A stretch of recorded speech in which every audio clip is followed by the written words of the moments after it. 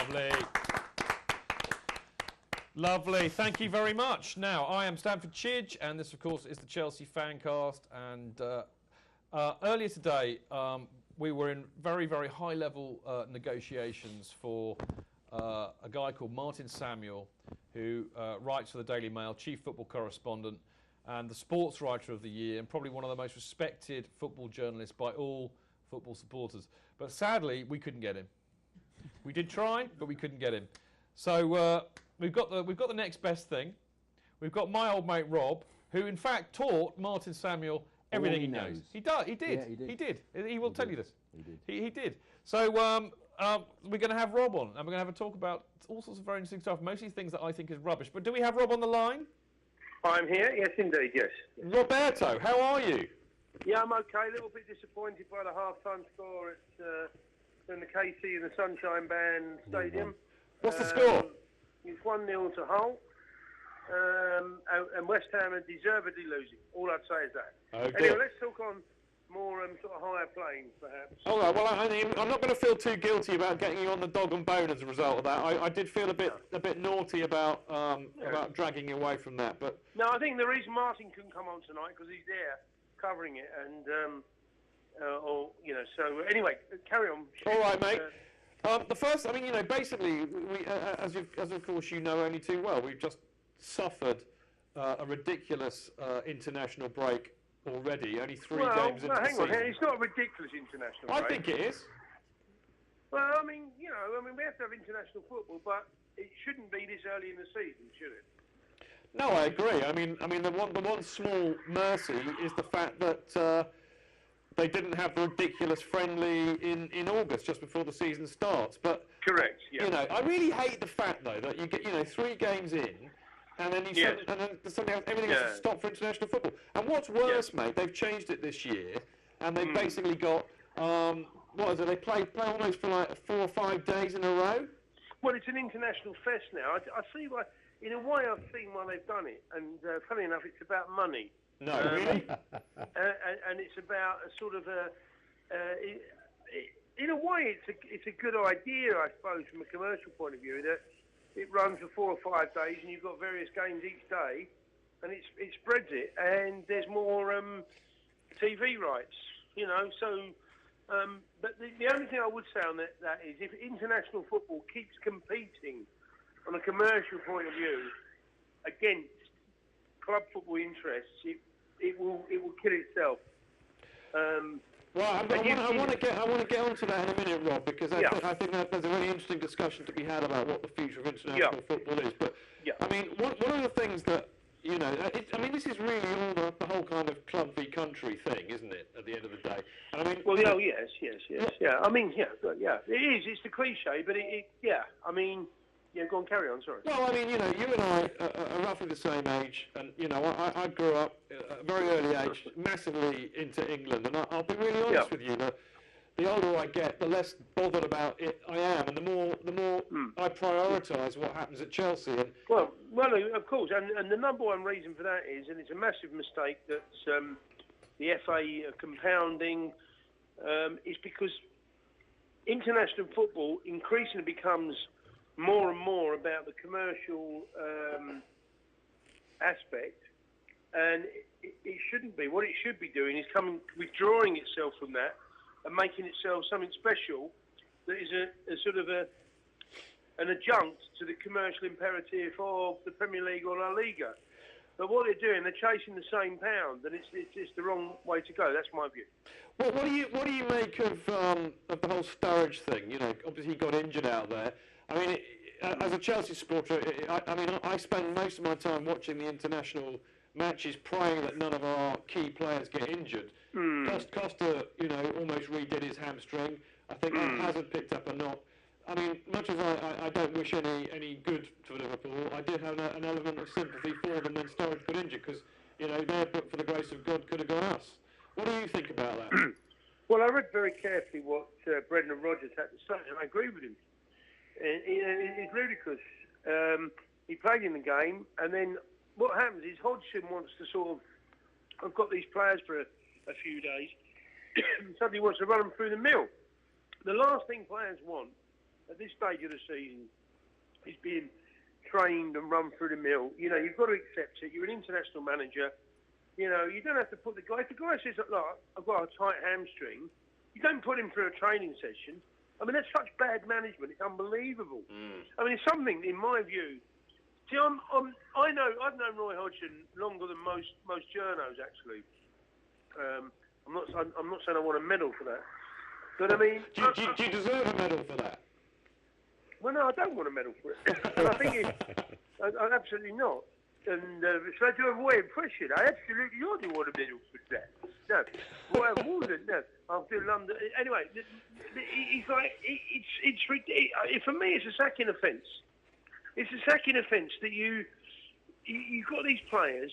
You don't have to prove anything. You know, you're international manager. These guys, they're fit. They've done pre-season. You know, what do you want to... Ultimately, I mean, Bobby Robson told it to me. Terry Venables told it to me. When it comes down to international football, the last thing you want to do is train too hard. The last thing you want to do is teach them too many tactics. What you want to do is just get a formation that's, you know, that they all understand and encourage them to play or inspire them. Yeah?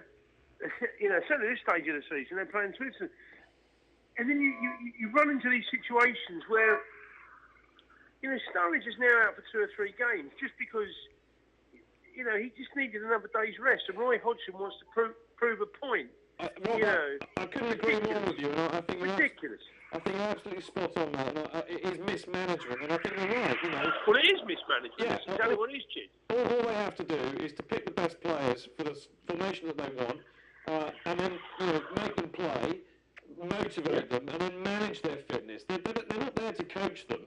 Exactly, manage their fitness. Absolutely right. And you know, all he needs. I mean, to be honest with you, it was quite a good excerpt in the Sun this morning from Rio Ferdinand. You know, now we know the real reason that David Moyes messed it up at Man United. He didn't allow the players to eat chips. But I mean, but you get these ridiculous things. You get these guys. Well, they're not having tomato ketchup, or they're not going to have this. It's like, do you know what? It's a load of hogwash. You know, the guys would have go through a routine of having chips on a Friday. I mean, they're not having a kebab and going up to 4 in the morning on the lager anymore. I mean, they're just having... That's how we train for this show, Rob. Well, of course, and Jimmy... Well, you know my great Jimmy Greaves story about when he scored 5 against West Brom.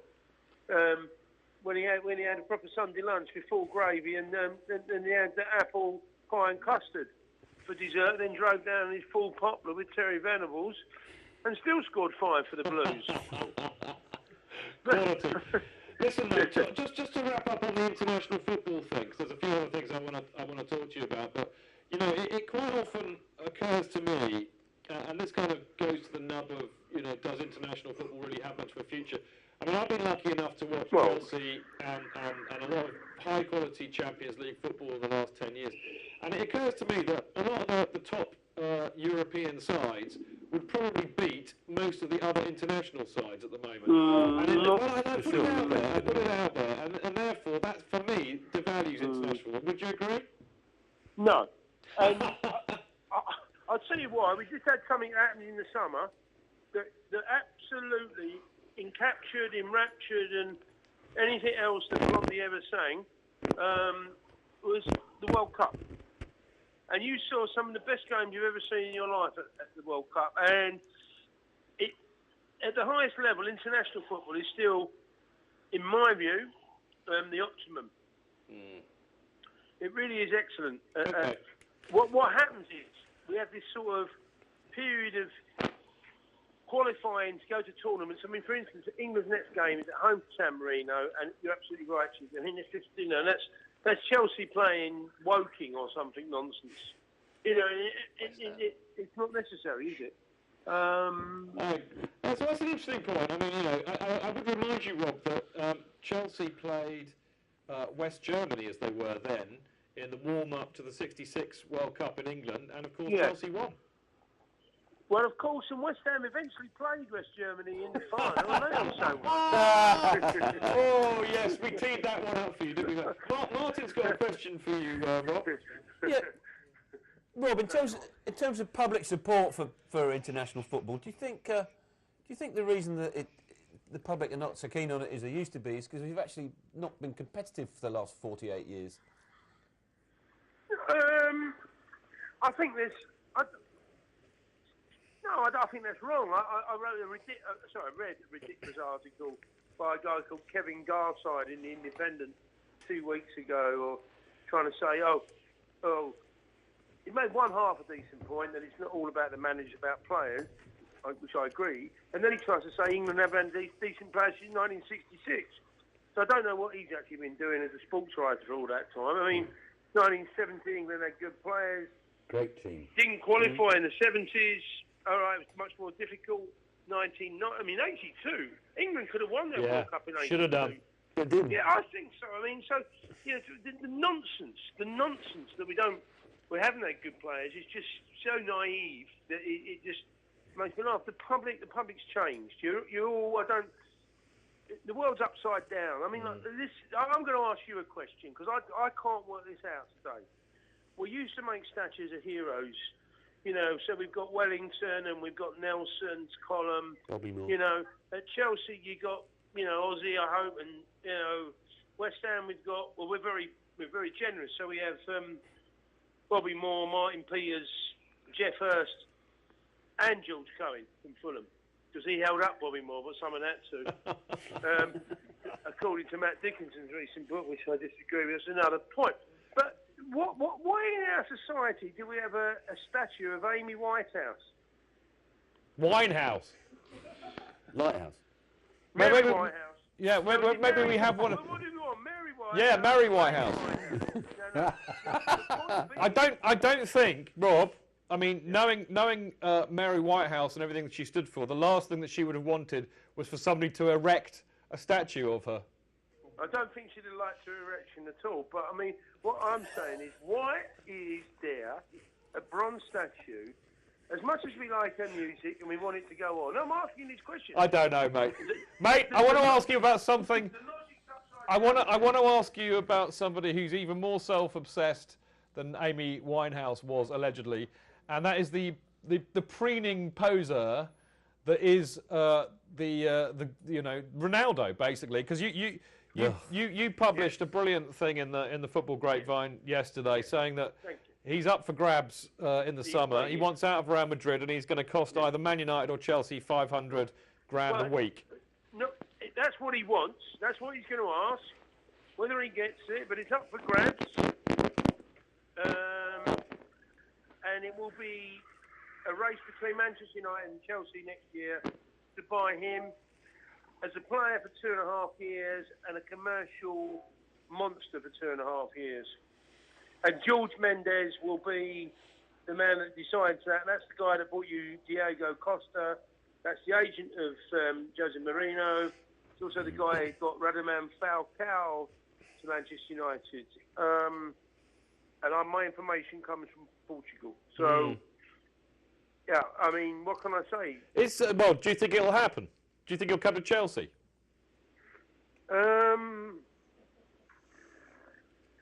I think ultimately he'll go back to Manchester United. Mm-hmm. I think he'll use both. I mean, who knows? If they don't come up with the goods, he could be another one of Abramovich's sort of want buys. Yes, as you well know. You know that. Yeah, I mean, Roman does like a trophy buy, doesn't he, occasionally? Does he not just want a new contract, Rob? Pardon? Does he not just want a new contract, would you say? Well, I think you might have hit the nail on the head, and so he might be using that just to get more money at Real Madrid. And you're more cynical than I am, which is damn hard.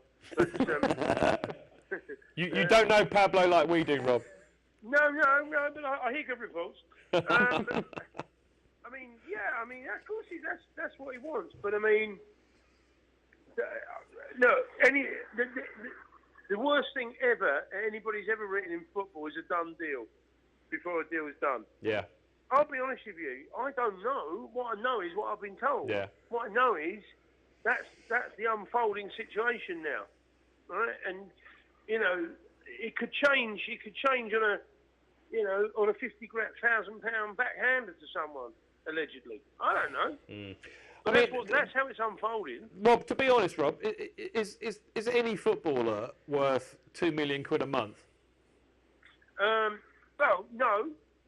But from a business point of view, we get into very complex areas there when it's like selling. It's not so much selling shirts.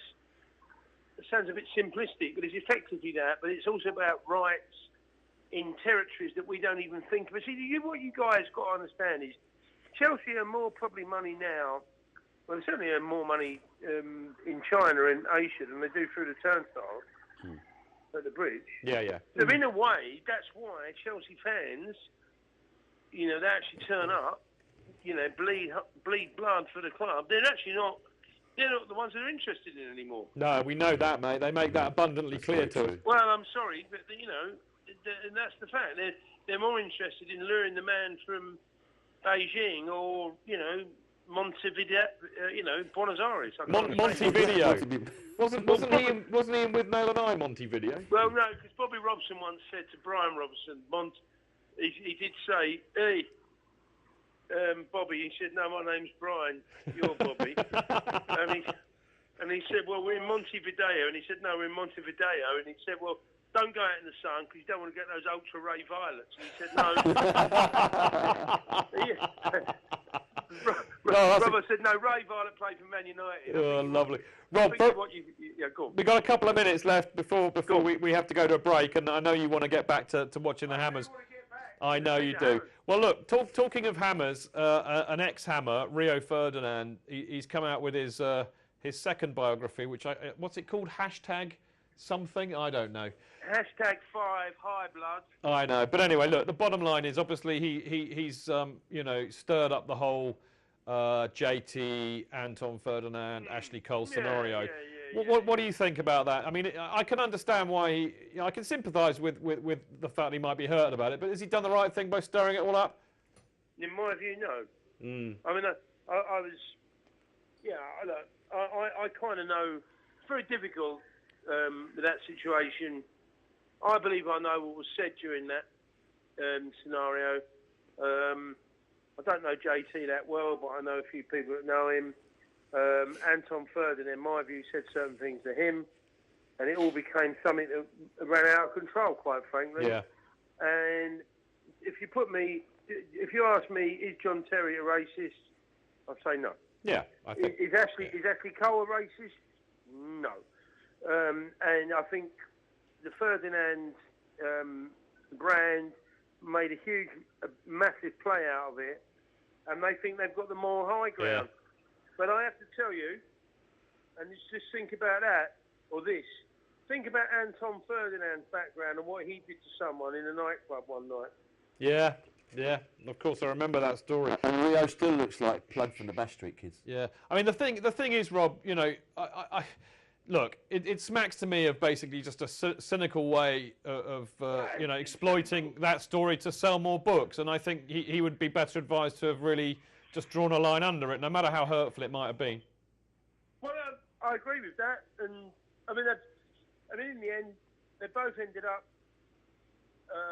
sort of getting in a situation where neither of them could play for England again.